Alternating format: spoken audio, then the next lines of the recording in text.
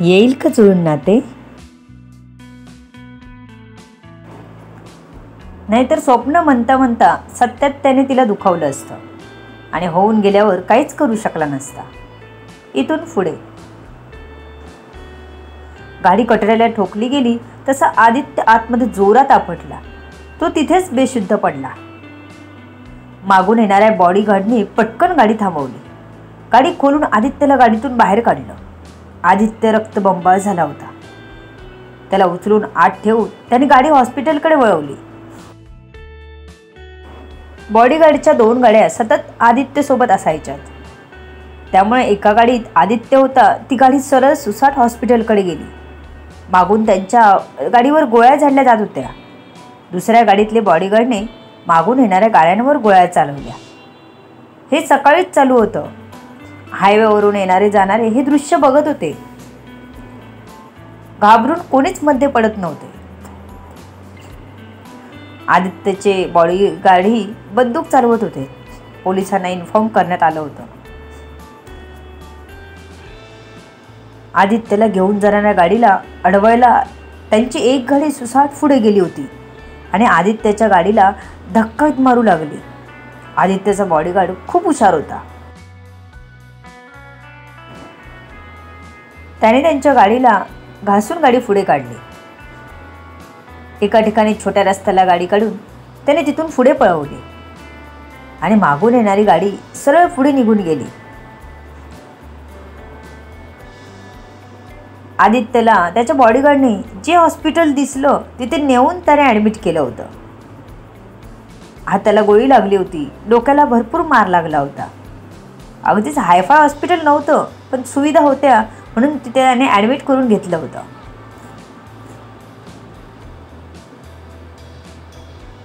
आदित्यवर उपचार चालू झाले होते. थोड्या वेळापूर्वी नेमकं काय झालं होतं? आदित्य सर, आरव बोलला. हां बोल. आदित्य बेडवर उठून बसत म्हणाला. आदित्यच्या बोलण्याने दिव्यालाही जाग आली होती. आदित्य शर्टलेस बसला होता.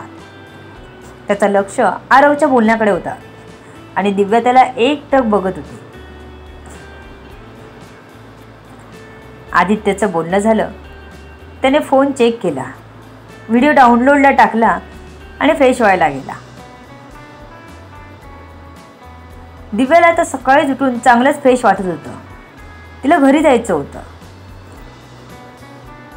आदित्य बाहेर आल्यावर तीही फ्रेश व्हायला गेली.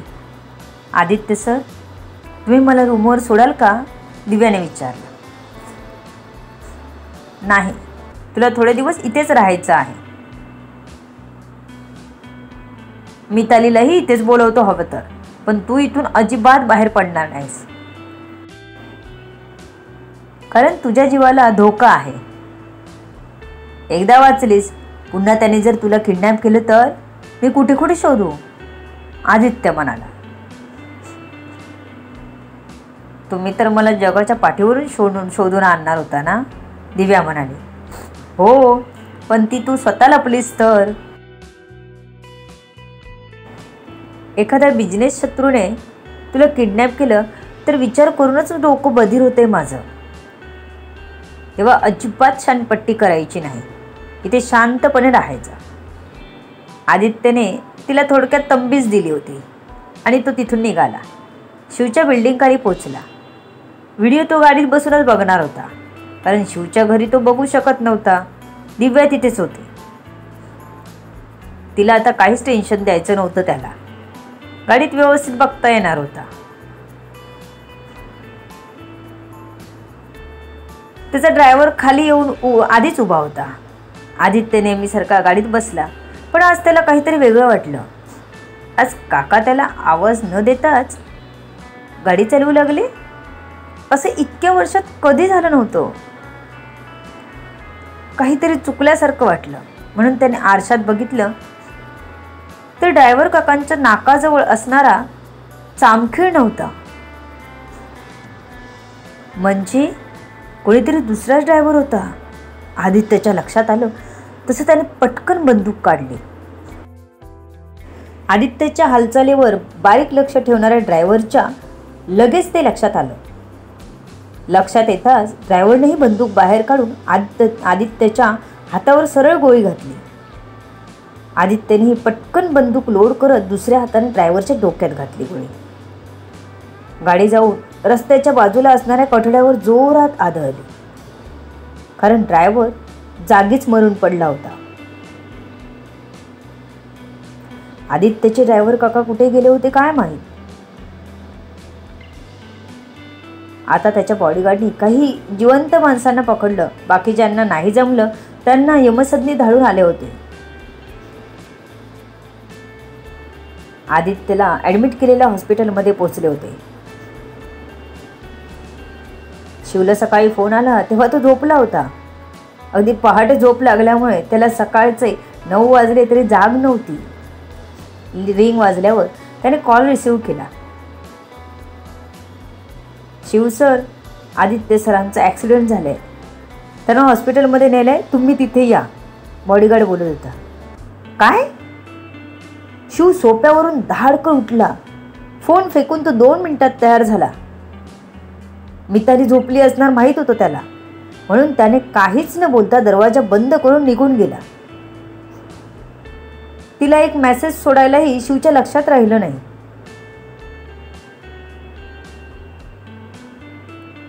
बॉससाठी शिव काहीही करायला तयार होता, त्यामुळे बाकीच्या गोष्टींकडे त्याचं लक्षच गेलं नाही. तो तडक हॉस्पिटलमध्ये पोहोचला. आदित्यच्या हातातून गोळी काढून टाकली होती. डोक्याला मात्र खूप जास्त लागलं होतं. शिवने आदित्यला तिथून हलवण्याचा निर्णय घेतला. त्याच्या नेहमीच्या हॉस्पिटलमध्ये सर्व व्यवस्था करून आदित्यला अर्जंटमध्ये प्रायव्हेट चॉपरने शिवने हॉस्पिटलला पोहोचवलं. कारण इतर वाहनाने ट्रॅफिक लागलं तर रिस्क होती, म्हणून हा पर्याय त्याने निवडला होता. आदित्यला ॲडमिट करून त्याच्यावर लगेच उपचार सुरू केले. निष्णात डॉक्टरांची टीम लगेच हजर झाली होती. खूप साऱ्या टेस्ट झाल्या, कारण डोक्याला मार लागला होता. सर्व सुविधांनी सज्ज हॉस्पिटल होतं, त्यामुळे सगळ्या टेस्ट लगेच करण्यात आल्या.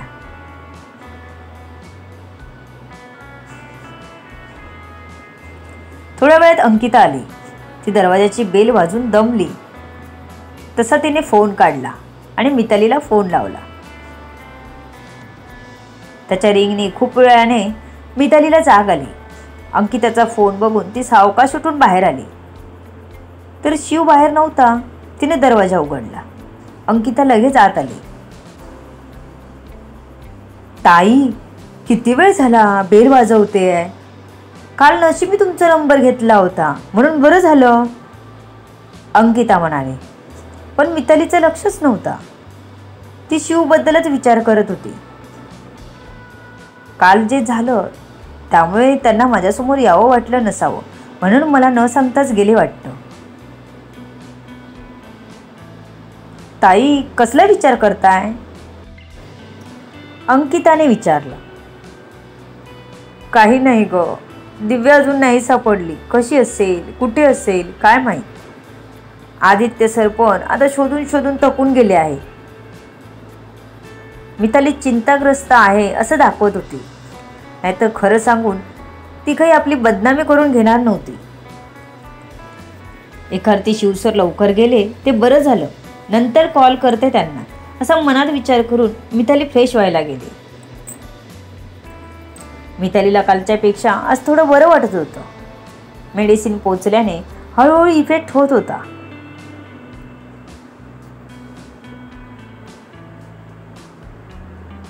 अंकिताने मितालीला चहा बनवून दिला आणि नाश्ता बनवायला लागली. तशी मिताली बेडरूममध्ये जाऊन शिवला कॉल करू लागली, पण त्याचा फोनच लागेना. तिने थोड्या वेळाने पुन्हा कॉल करायचं ठरवलं. नाश्ता झाल्यानंतर शिवला तिने पुन्हा कॉल केला. तेव्हा लागला, पण शिव उचलतच नव्हता, कारण तो खूप घाईत होता. आदित्यला नीट ॲडमिट करून त्याला आराम पडत नाही तोपर्यंत तो कोणाचाच फोन उचलणार नव्हता.